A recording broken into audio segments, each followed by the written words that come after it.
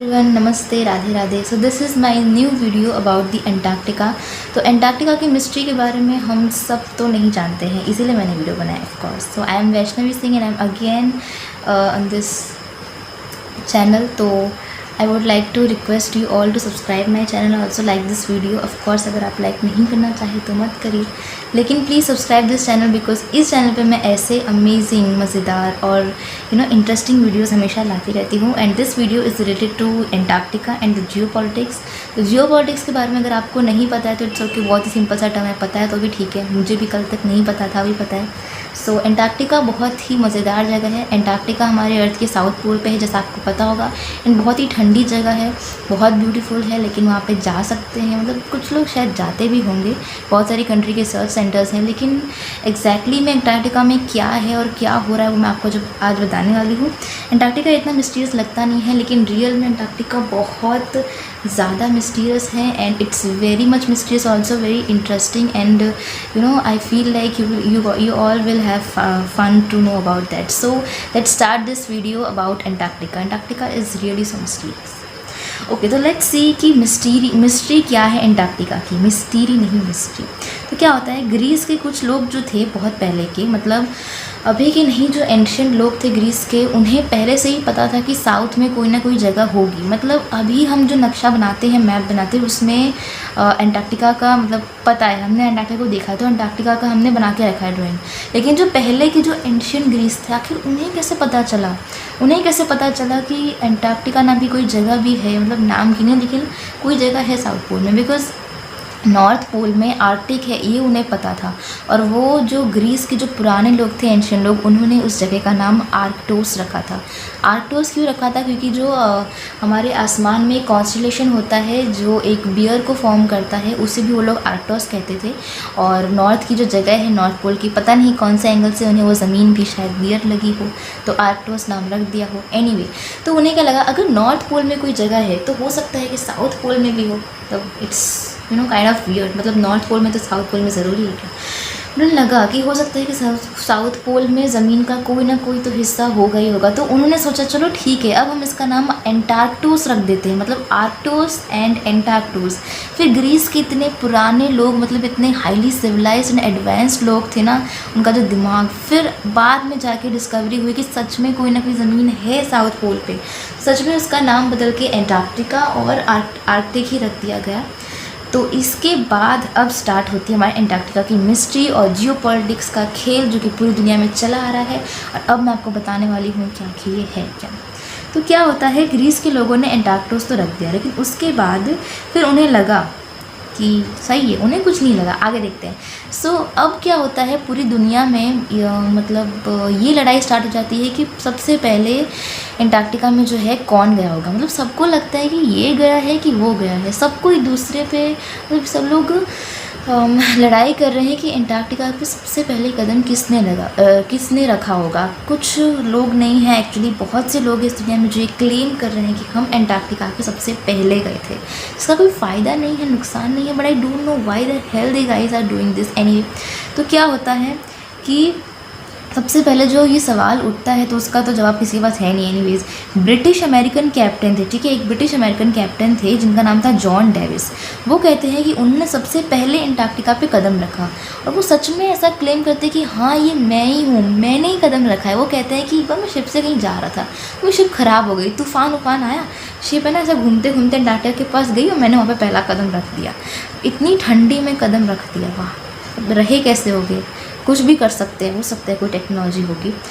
तो उसके बाद क्या होता है, फिर भी एक इंटरेस्टिंग कहानी है। अब इसके आगे की इंटरेस्टिंग कहानी सुनो भाई। क्या होता है कि एक बार एक और शिप थी जो तूफ़ान की वजह से एंटार्क्टिका के आसपास वाली जगह में आ गई, और लकीली उस शिप का नाम भी एंटार्क्टिका था। मतलब पहले से ही उस शिप की किस्मत में था कि उसे घूमते घूमते एंटार्क्टिका जाना है, और वो तूफ़ान उस शिप को वहीं लेकर आ गया। लेकिन उस शिप में ना 6-7 लोग थे, और इस शिप एक नॉर्वेजियन शिप थी, यानी कि नॉर्वे के जो लोग थे कई सारे, उन्होंने शिप को बनाया था। जो भी लोग थे, क्या होता है ना, शिप एंटार्क्टिका के पास आती है तो क्या होता है, उससे 6-7 लोग निकलते हैं बाहर। उन्होंने एक लाइफ बोट निकाली और उस बोट पे लेकर, उस बोट को चलाते हुए वो लोग एंटार्क्टिका के पास पहुंच गए, ज़मीन तक, ठीक है। फिर क्या होता है मतलब वहाँ पे एक नॉर्वेजियन इंसान है जो उसके बहुत दिनों बाद भी क्लेम करते हैं कि मैंने अंटार्कटिका पे उस दिन कदम रखा था जब मैं बोट लेकर गया।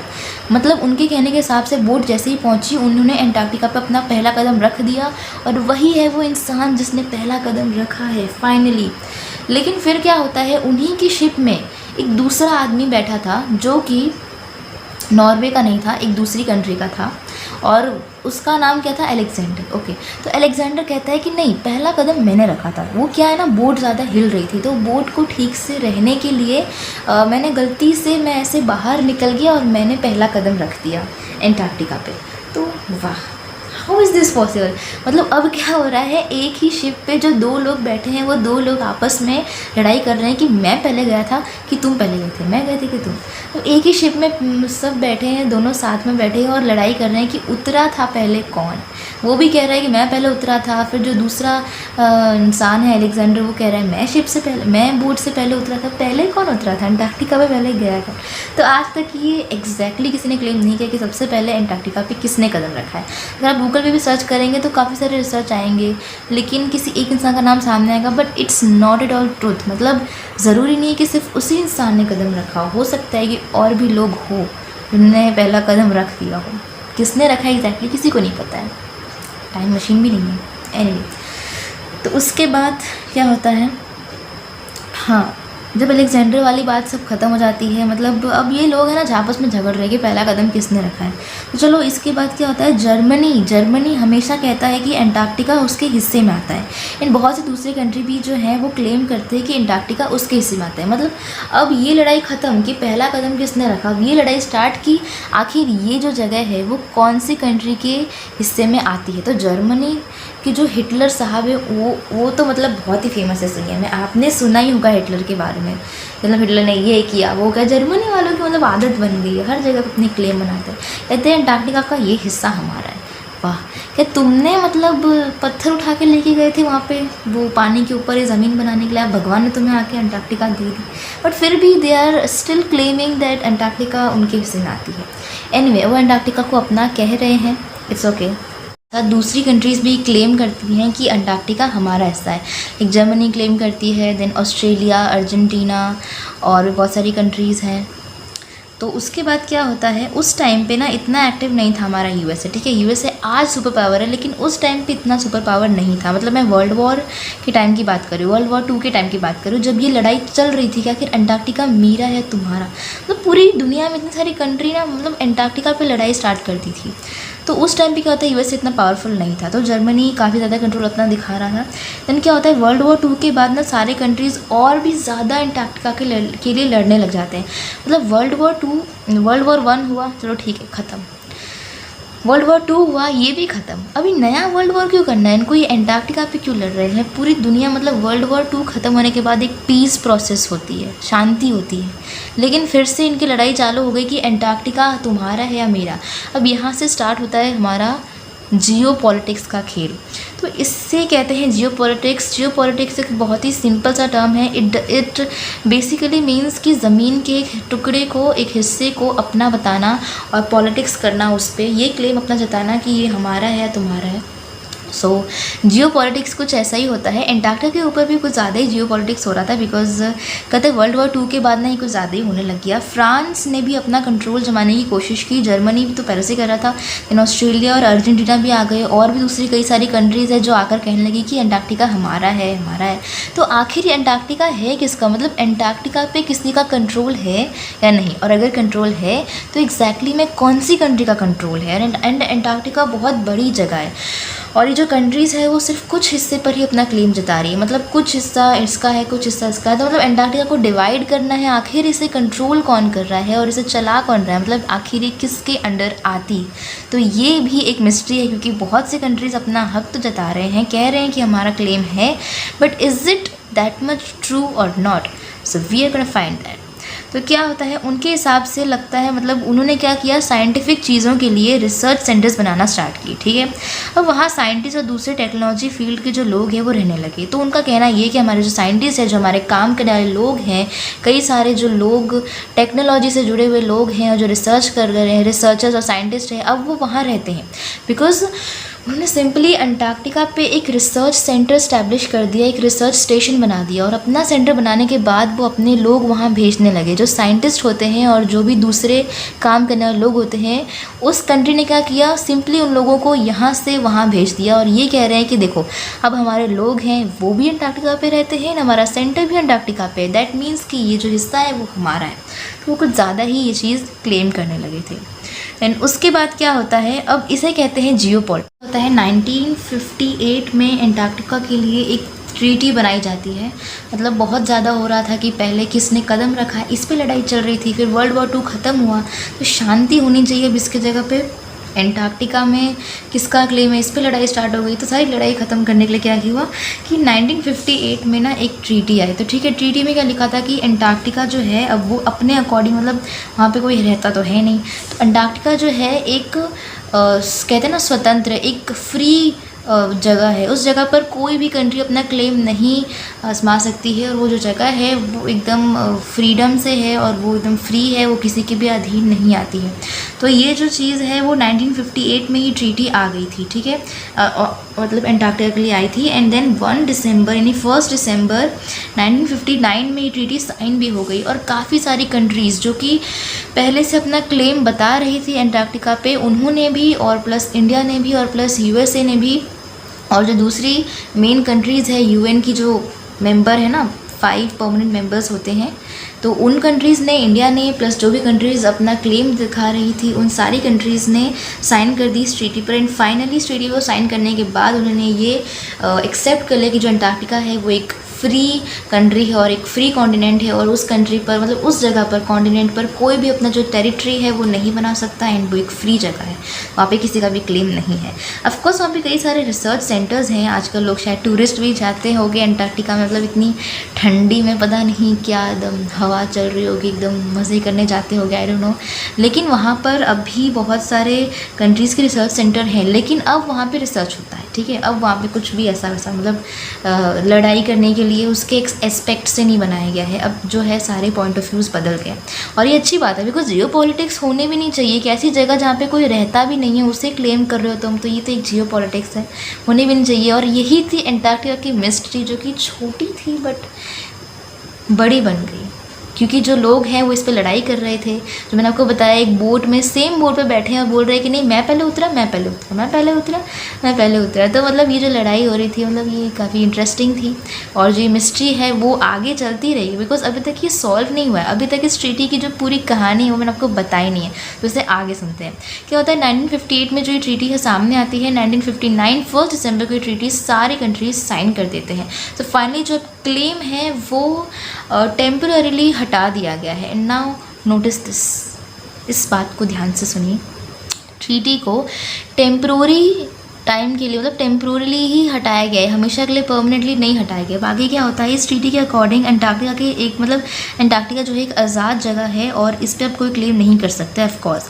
लेकिन ध्यान रखना भाई, सिर्फ टेम्पोररीली ही सस्पेंड हुआ था, बस अबॉलिश नहीं हुआ था। मतलब जो भी क्लेम्स हैं वो कुछ टाइम पीरियड के लिए टेम्पोररीली ही इससे मतलब हटाया गया है, मतलब हमेशा के लिए एबॉलिश नहीं किया गया है। उन्होंने कहा है, मतलब ट्रीटी में लिखा है कि कुछ टाइम के लिए टेम्पोररीली इस जो आपके क्लेम्स है, अलग अलग कंट्री को कहा गया है आपके जो क्लेम्स है ना अंटार्कटिका पे, उसे हम सस्पेंड कर रहे हैं।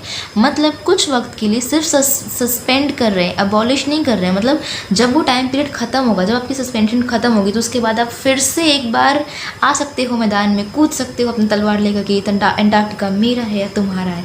तो कुछ टाइम के लिए सस्पेंड ज़रूर हुआ है, लेकिन अबॉलिश नहीं हुआ है।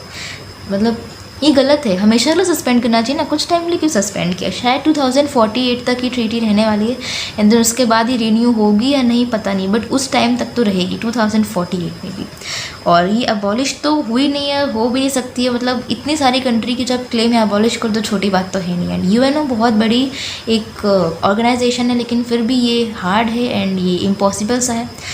तो इसके बाद क्या होता है, जो कंट्रीज़ हैं वो लड़ाई मतलब ऑफ कोर्स उसके बाद भी करते रहते हैं, लेकिन कुछ टाइम बाद ये सारी लड़ाइयाँ ख़त्म हो जाती है और ये जियोपॉलिटिक्स भी ख़त्म हो जाता है, ठीक है। अपने क्लेम जताने के लिए सारे मतलब जो कंट्रीज़ कर रही थी वो अब नहीं कर रहे हैं। जो सेंटर्स हैं रिसर्च सेंटर्स, वो सिर्फ रिसर्च के लिए नहीं बनाया था, एग्जैक्टली रिसर्च सेंटर्स को रिसर्च के लिए बनाया ही नहीं गया था। सारी कंट्रीज़ ने सिर्फ ये दिखाने के लिए बनाया था कि हमारा जो रिसर्च सेंटर है वो उस जगह पर है, हमारे साइंटिस्ट भी है, हमारे लोग भी है, दैट मीन्स कि अंटार्कटिका हमारा है, हमारा इस पर क्लेम है। तो अपना क्लेम दिखाने के लिए और जियोपॉलिटिक्स करने के लिए ही ऐसा किया था, कोई रिसर्च करने के लिए नहीं किया था। इनफैक्ट हुआ क्या था कि बहुत माइनिंग हुई थी वहाँ पे, ड्रिलिंग भी हुई थी वहाँ पे, कोई मिनरल्स मिले हो गए, तो माइनिंग भी हुई थी। इसकी वजह से जो एनवायरनमेंट है उसे भी एक्सप्लॉइट किया गया। एंड जो अंटार्कटिका के पास जो जगह है, जो ओशियंस है, जो सी है, वहाँ पर फ़िशिंग भी बहुत सारी होती थी। तो मैरीन हैबिटाट जो होता है, मतलब जो फ़िशेज़ होते हैं और पानी के अंदर के जो जीव जंतु होते हैं, उन्हें भी काफ़ी एक्सप्लॉइट किया गया है। काफ़ी सारी कंट्रीज़ है, लाइक चाइना तो बहुत ज़्यादा है। China, I just hate China, मैं बोल रही हूँ, आई हेट इट। मतलब हर जगह पे चाइना को आना ज़रूरी है। आई डोंट नो कि अंटार्कटिका में क्या मिला है, शायद कोई मिनरल्स हैं। तो अंटार्कटिका ने सिंपली अपना रिसर्च सेंटर वहाँ पे जाके बना दिया एंड सारे मिनरल्स निकालना स्टार्ट कर दिया। इनफैक्ट वहाँ पे जो फ़िशेज़ हैं उसके भी कुछ हद से ज़्यादा ही, मतलब एक बार में इतनी सारी फ़िशिंग कर रहे हैं। तो जो मैरीन हैबिटाट होता है, मतलब मैरीन हैबिटाट, वहाँ पे जो फ़िश रहती है, वहाँ पे जो प्लांट्स होते हैं, उनका भी एक इकोसिस्टम चल रहा होता है, एक साइकिल होता है, उसे एकदम डिस्ट्रॉय कर दिया, एकदम ख़त्म कर दिया। तो ये भी गलत है जो चाइना ने किया। एंड दूसरी कंट्री भी थोड़ा बहुत कर रही हैं, तो इससे बहुत एक्सप्लोटेशन हो रहा है। अब इसके लिए तो यूएनओ को ही कुछ करना पड़ेगा। एनीवेज़, तो अब आज के लिए हमारा वीडियो होता है यहीं पे ख़त्म। आई होप कि आपको अंटार्कटिका में अगर इंटरेस्ट नहीं है तो भी आपको शायद इस वीडियो में इंटरेस्ट आया हो, बिकॉज अंटार्कटिका की जो मिस्ट्री है वो काफ़ी न्यू है। बिकॉज हमने बरमूडा ट्रायंगल के बारे में देखा, पिरामिड्स के बारे में देखा, पिरामिड तो मुझे भी बहुत पसंद है। एंड बहुत सारी चीज़ें ऐसी इस दुनिया में जो कि मिस्टीरियस है, इसी धरती पर है, लेकिन हमें उसके बारे में पता नहीं है। तो ऐसी बहुत सी चीज़ें हैं, लाइक अंटार्कटिका भी है, बट अंटार्कटिका के बारे में आपने शायद ना सुना हो। मुझे तो मिस्टीरियस लगा और थोड़ी सी इसकी जो स्टोरी है वो भी इंटरेस्टिंग लगी। सो आई होप कि आप मेरे चैनल को सब्सक्राइब कर दें। And I just request you guys, because I am very excited to make the other videos related to interesting and fascinating topics. So I would like to know that which topic you like, so please comment me about the topic. I mean आपको जो भी title पसंद है video का, जो भी content पसंद है, can just comment on my YouTube videos. I can see. And also मैं हमेशा रिसर्च करती हूँ इंटरनेट पे, एंड दूसरी एनालिसिस करके और सर्च करके मैं वीडियोस बनाती हूँ। सो मैं बहुत ही ज़्यादा confident and I am sure कि इस वीडियो में कुछ गलत नहीं होगा। जो इन्फॉर्मेशन है उसे वो बहुत मुश्किल से कहीं ना कहीं से मिली है मुझे, सो आई थिंक ये सही है। And bye bye.